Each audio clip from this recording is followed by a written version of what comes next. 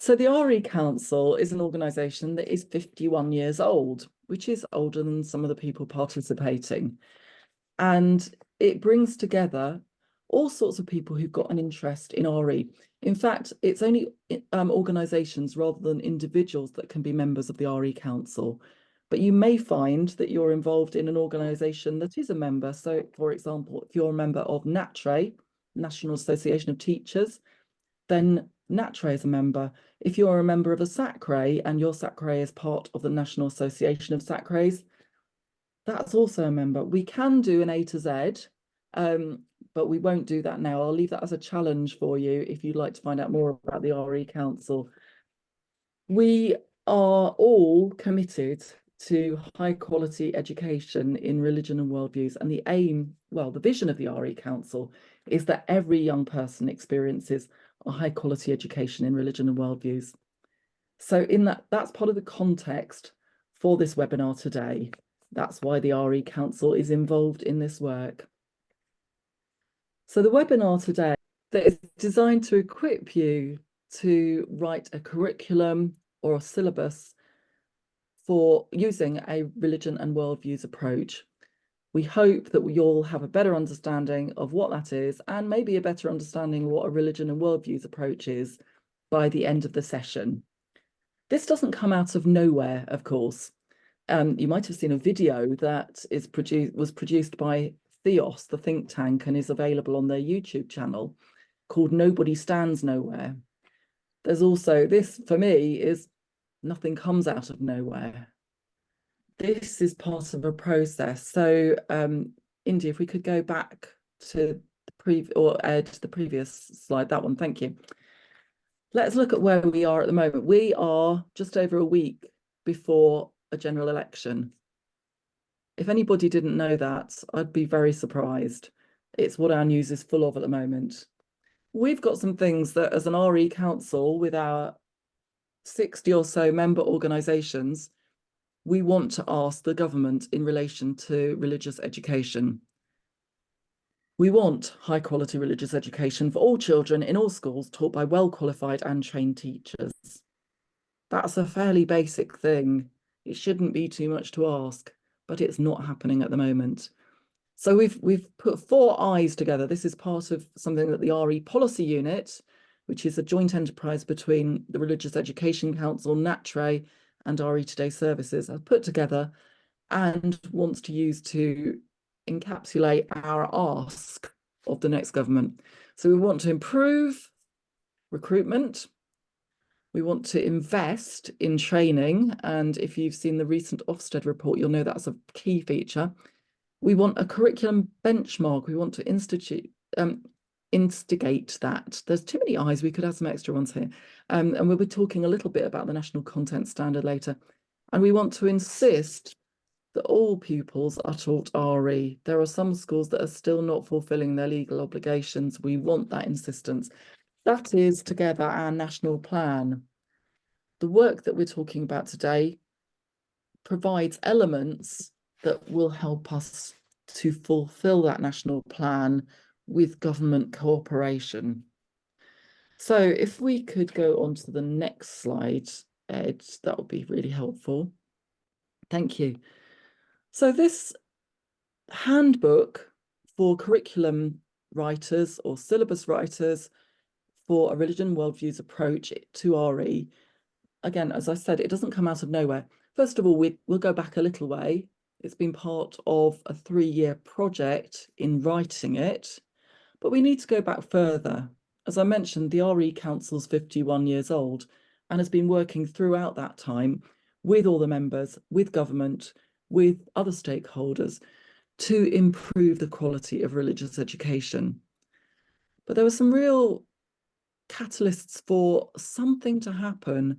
And if we look back to 2013, just the title of the report from Conroy, does religious education work? And that's a real challenge. Does it work? Well, has anything changed in the last 11 years? At the same time, moving on from that, 2015, 3 as the heavyweight reports all pointed to this need to evaluate RE as a subject in schools. So against that background, the RE Council, which had always been looking to improve things, instituted the Commission on Religious Education. It was an independent commission.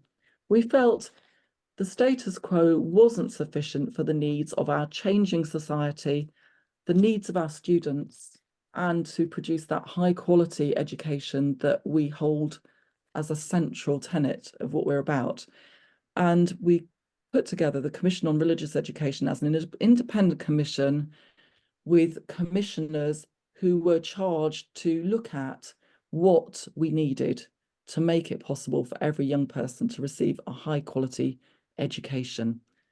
And I'm going to hand over to Ed from this point. So I've been, as I said to Ed earlier, I feel like the ghost of Christmas past, taking us back to look at the context, saying we need improvement. Ed's going to take us forwards and say, what have we put in place to help improve the quality of the subject that we obviously all have an interest in, or we wouldn't be together this afternoon. So thanks, Ed. Thanks, Sarah. So, core report was published in 2018. At that point, a lot of people were saying, well, we quite like this idea, but what does it look like in the classroom?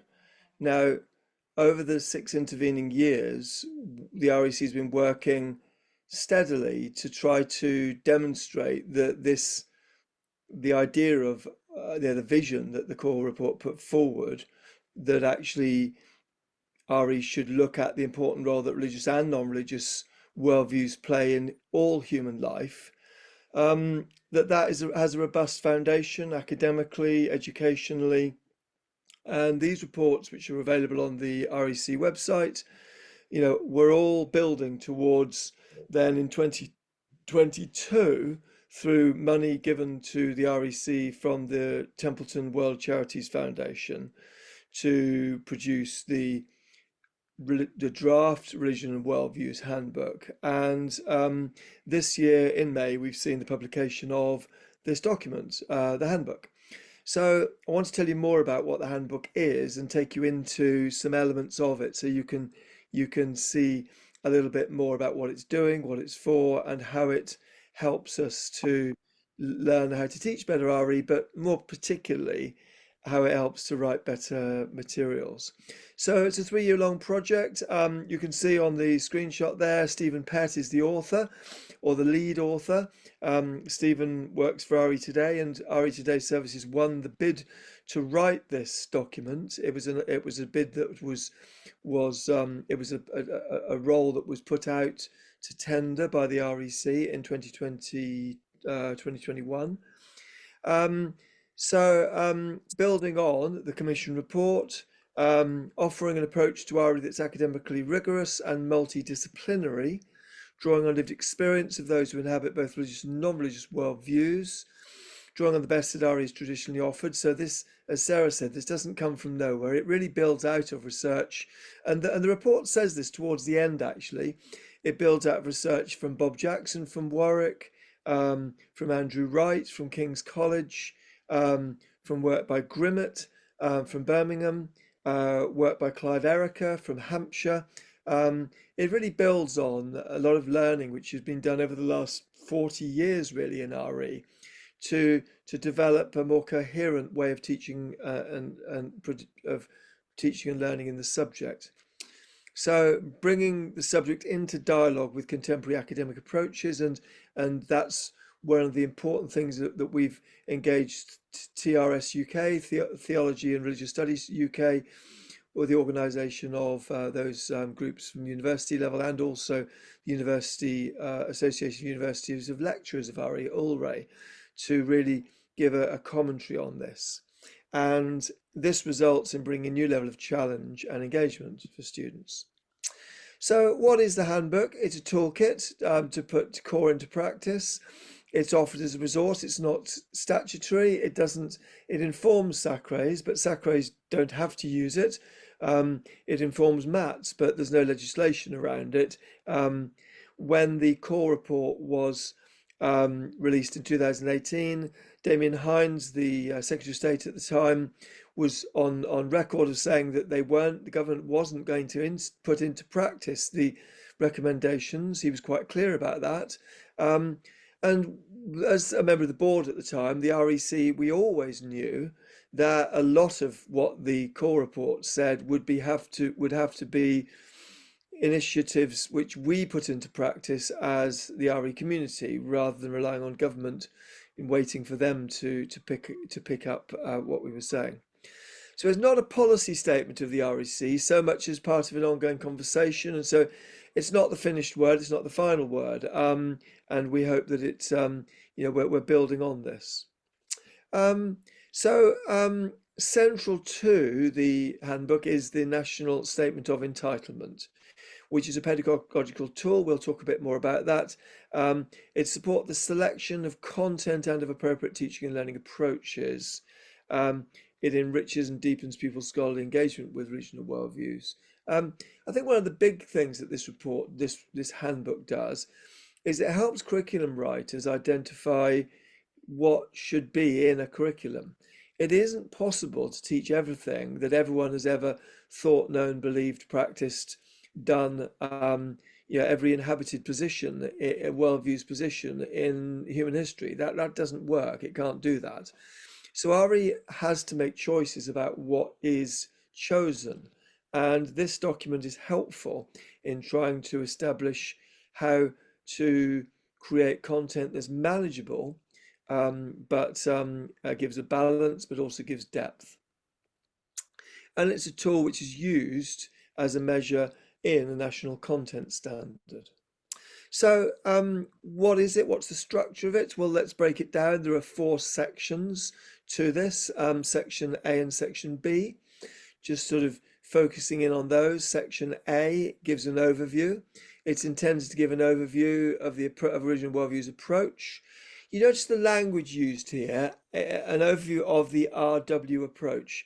It's really important that we establish that this isn't a worldviews approach. We're not teaching worldviews. The core report was very clear that we teach it's a religion and worldviews approach, and actually the nature of the subject that we study is to study the religious and non-religious worldviews which are relevant to people in Britain and also across the world. So we're calling this a religion and worldviews approach. It's vital we don't drop out the religion word from that, because it would rightly be criticised as a curriculum that could, if it was a worldviews curriculum, well, what's the difference between that and how is that an RE curriculum? So it's important to draw those two, to be aware of that phrase. So the overview is for head teachers, governors, MAT leaders, SACREs, and so on, a wide audience. Then we deliberately printed some copies of section A when we did the release of this in May, because actually that's probably the most outward public facing section of this document, quite deliberately so. So B will dive more into the depths of how you write a curriculum, and so it's written more for curriculum developers, syllabus writers, SACREs, dioceses, and multi-academy trusts. And then C is written more to give a rationale and more detailed explanation, so more for academics and other people who want to really understand where this originates from. There's a lot of referencing that's done throughout the document, but particularly in this section, because we want to make sure that this way of approaching the teaching and learning in RE has academic credibility. And then finally, D are the frameworks, which are the 3 sections which are teacher focused. And these have been worked on by the 3 teams that were appointed in 2022. And we'll talk a bit more about those. So let's talk a little bit more about what this document entails. So what is a religion and worldviews approach? Well, this is drawn from the handbook. It offers a way of handling religious and non-religious beliefs and ways of living in the RE classroom. It represents a significant shift in the subject, although, as I've said, actually remaining true to the philosophy and the the thinking, the educational thinking, which has gone on over the last 50 years. It moves away from a focus on gathering information about world religions. It moves towards gaining an understanding of how worldviews work in human experience, including people's own. So there's still a big emphasis on substantive knowledge. We're not going to lose that in any RE syllabus or course or curriculum. So we are still gathering information on world religions, but that's not where the subject stops. The subject says, look, what's important about this as a way of learning is that we need that substantive knowledge in order to understand how religions and worldviews more widely operate in human society. So it's based on a premise that everyone has a worldview, whether that's a consciously held, thought through position on life, death, the afterlife, personal ethics, the big questions, why are we here, and so on. It's based on the premise that everyone has a worldview. We may or may not have considered thoughtfully, conceptually, what our worldview is, but the assumption is that everyone has a way of a positionality. And it increases the understanding of the world. So it's increasing the understanding about the world and themselves. So those are the elements of the approach. So diving into a little bit of detail here, one of the things which this document is helpful in doing is explaining what do we mean by the term worldviews. And it identifies three different categories, which I've found really helpful to really give clarity on. So what are the different uses of the term worldview? Well, it talks about organized worldviews. Now, the principal element, the substantive knowledge content of that in the RE classroom will be learning about religions. So the substantive content of organized religions, what do Jewish people believe and do and practice? What do Buddhists, what is Buddhism, or what does it mean to be a Buddhist? Now, having said that, organized worldviews also refers to subgroups, not just religions as a whole, but we might also look at the organized worldview of Catholics, of evangelicals, of progressive Jews, of Theravadan Buddhists, of Shia Muslims.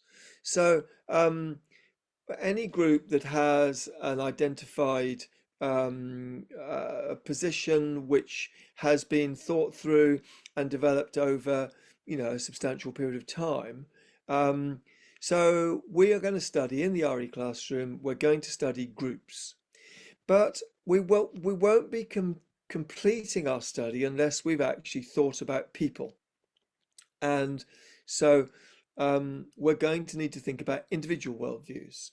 And those are the worldviews of people who identify as part of an organized worldview. So that might be someone who considers themselves to be, or is brought up or born into, is part of a religious community or a worldview community, or a particular belief system. And so that might be the belief of someone who considers themselves to be a Catholic, an evangelical, a Sikh, a Tibetan Buddhist, and so on. Now, where this is perhaps a shift in RE, is that I think in the past, and this is partly driven by exam RE at GCSE, there's been a tendency to think, well, if I've delivered a set of lessons which identify the central core topics, beliefs and practices of a religion, then I've covered that religion. And what this is saying is, well, we've got to give much more conscious space in the subject to the lived identity, the lived experience of people who practice a religious or a worldview lifestyle. And then finally, we talk about personal worldviews. So the object of our study is organized and individual worldviews. The term personal worldview refers to the learners and the people in the classroom. So I, as the teacher, might need to identify my personal worldview. And I think certainly in secondary teaching, this might be different in primary, but in secondary, I think teachers often find it helpful to identify their own worldview to their pupils, their students, to enable their students to be able to interrogate that a bit and be able to understand the positionality of the teacher with reference to the resources used and the approaches taken. And certainly pupils will be encouraged to think about their own personal worldview. So personal worldview refers to the positionality of individuals who are studying in the classroom. Um, so let's talk a little bit about the statement of entitlement, which is the central tool, if you like, which the handbook puts forward. And so we've got here 6 elements which come under the heading of content, and then 3 elements that come under the heading of engagement, and 2 under the heading of position. So we've got content, engagement, position. So the content largely refers to the substantive knowledge material that pupils will need to know. And this is expressed in brief here, and there are more detailed statements about this in the handbook, around the nature, formation, and expression of a religion or a worldview. So, how do people express how are religious and non-religious beliefs expressed? What is their formation? What is their nature? And then B is diving into the organized or individual nature. We've made reference to those headings earlier.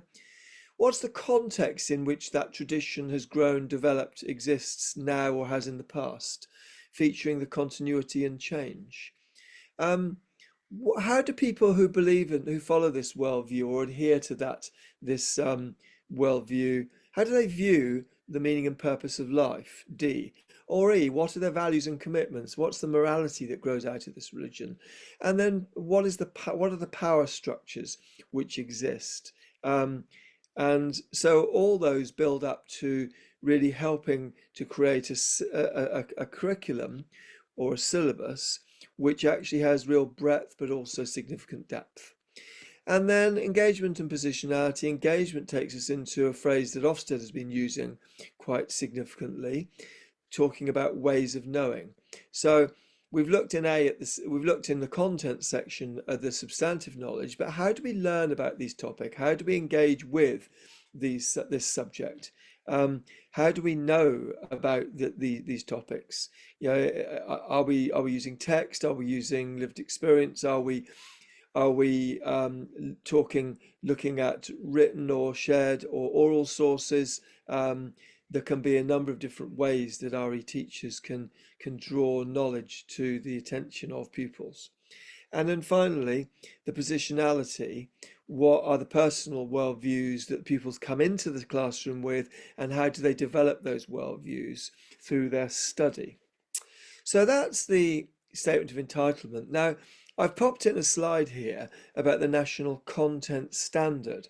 Now, the National Content Standard, and we're running training on this separately as the REC, is a document which actually takes those same headings from the National Statement of Entitlement. But whereas in this document, the handbook, those headings are used to create a curriculum, the National Content Standard actually uses those headings to judge a curriculum, if you like, or to measure a curriculum as some sort of benchmark. So same ideas, but different process, if you like, or different way of putting it into practice. And I've shared a slide here which shows some of the organisations who have signed up to the National Content Standard as recognising it as being a useful and helpful measure to create a benchmark for the subject. So that's a quick flip out to the National Content Standard, back to thinking about the handbook. Now, one of the ways in which the handbook uses the Statement of Entitlement statements is to think about the sorts of questions which could be constructed to develop learning. Now, for some years, good syllabuses and curricula have been orientated and driven by core questions. And so we don't so much study topics as ask key questions which drive the learning. Now, this is a set of questions which actually have been put together in the document to think, well, thinking about sort of the structure of the world religions paradigm, which in a sense is where with a paradigm that RE has been operating in since the 1970s and 80s, really, it means learning more about the religions of the world, and in particular has become known as the Big Six plus humanism. So here are some questions that we might recognize from the sorts of curricula that we may be in and syllabuses that we may be involved in. So, in Key Stage 1 there, why are some stories and places sacred?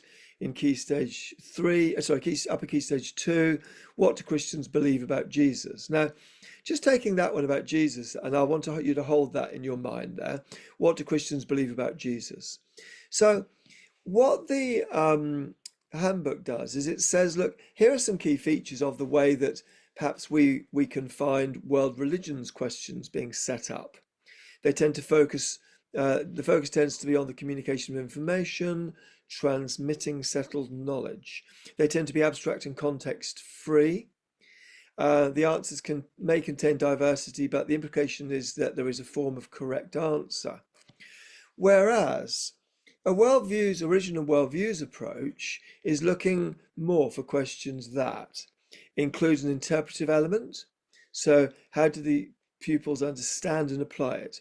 Offering a context, recognizing that there are different answers, and including an evaluative element. So here are some examples, and you can see they're a bit more wordy. You can see an example, lower Key Stage 2 in the blue. We've got, where do Muslims and Christians find out about God, and do they agree what God is like? So you can see a question like that is still asking about the nature of God or the divine being. It's asking about perhaps looking at two religious traditions, what do Muslims and Christians think? But it's asking where they're finding out about that and whether they agree.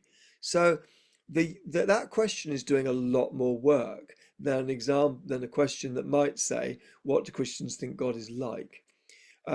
So you can see quite a significant difference there. Then in looking at Upper Key Stage 2 in the amber, we've got how and why does the life and teaching of Jesus influence the lives of Christians and their communities in different ways today?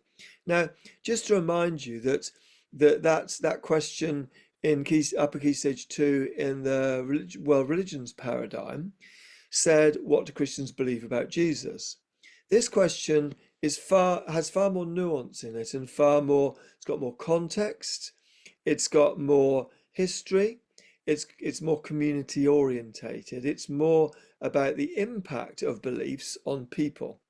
So you can see how the Religion and Worldviews Handbook is pushing towards embedding some key elements there about diversity, about continuity and change, about thinking about specific communities rather than just some overarching idealized essentialized context.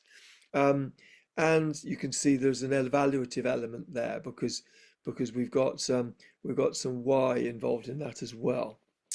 So just thinking now about, and please do pop questions in the chat, any observations, any questions that arise for you, any comments about whether you think this looks helpful, does it look more challenging, is that realistic or unrealistic, what might we need to do to move on to the next phase from here? Do start to think about what your questions might be, your commentary might be, so that we can dig into some of those issues as we move. I'm finishing up in a couple of minutes. So thinking about assessment and how we understand how pupils are learning here. How do we define progress in RE? Is progress defined by a pupil's epistemic assent? In other words, do they know more? Now that's sort of an Ofsted pattern, really, knowing more and remembering more. Now that's valid. That's a significant way that we can measure what pupils are getting out of this form of study. But actually, we might define progress better by thinking about the engagement strand of of our structure here. So rather than it being about the content, learning about the content, the substantive knowledge elements of the curriculum, in other words, do pupils at the end of the unit know, if we're doing a unit, say, on Islam, do pupils now know more about Muslim attitudes, beliefs, morality, context, communities, and so on? So what's their knowledge? Or do they, we could be measuring whether they're making more, whether they're making progress in their engagement, in how they understand the subject, how they develop their ways of interacting with text, with their the way that they're learning about the topics rather than what they're learning about, what they are actually learning about. So that will be open to syllabuses to be developed along those lines. Um, Now, the document wouldn't be complete without a bit of self-examination and thinking about, what might be the potential misunderstandings which have arisen and may arise. So the handbook is advocating for original worldviews approach, but we can't be assuming that this is going to solve all the problems in the subject.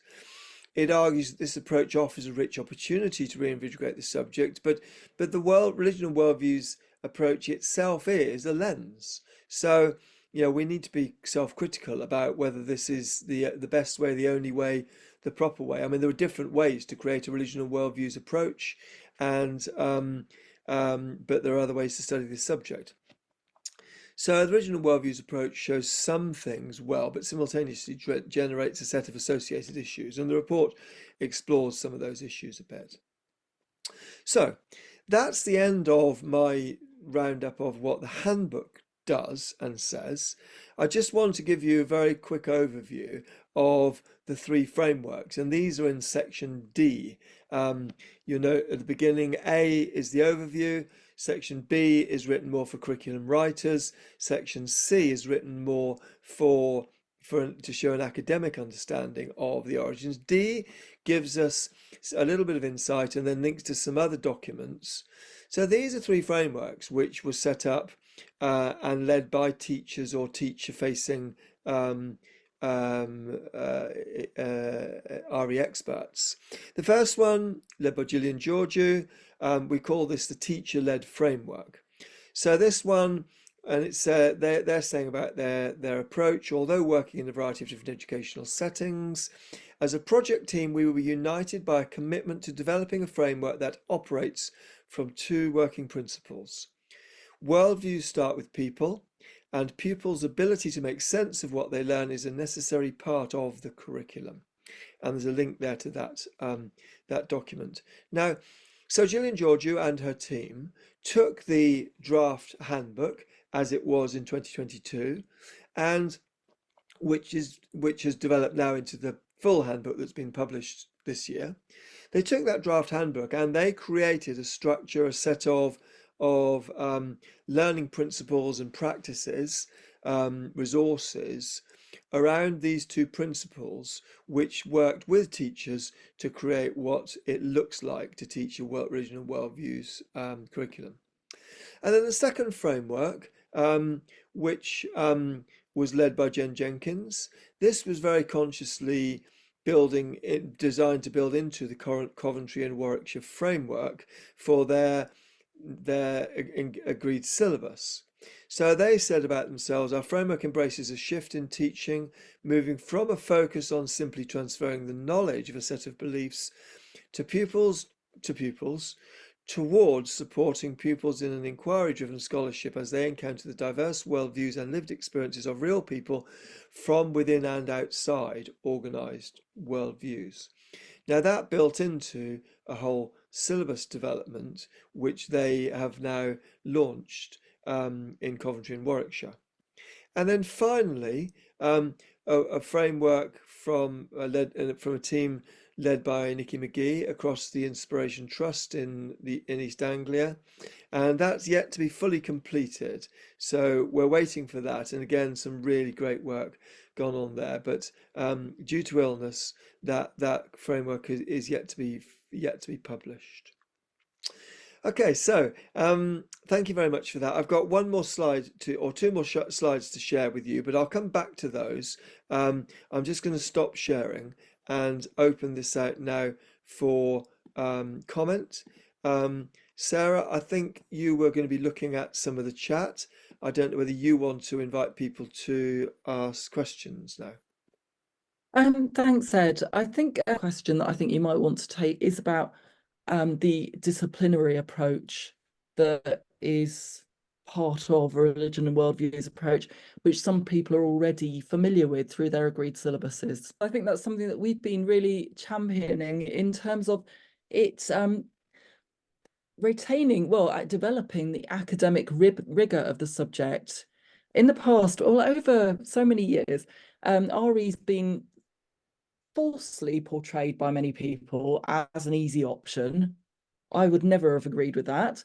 But I think we're actually making it more explicit that it is an academically rigorous subject, as well as all the other elements that contribute to young people's own development in all sorts of different ways.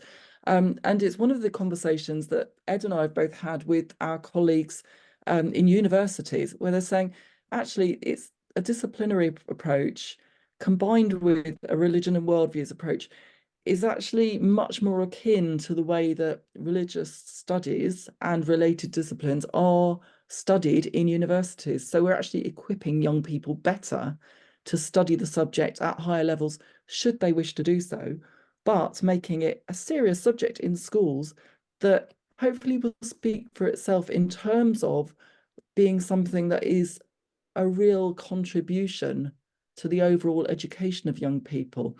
I also just wanted to add a little, I'm going to ask you to say a little bit more about that, Ed, in the last couple of minutes, but I also just wanted to say we need to be very clear about what this handbook is, that it is a guide for curriculum developers or syllabus writers, maybe SACRAs, who are putting together. It isn't a curriculum.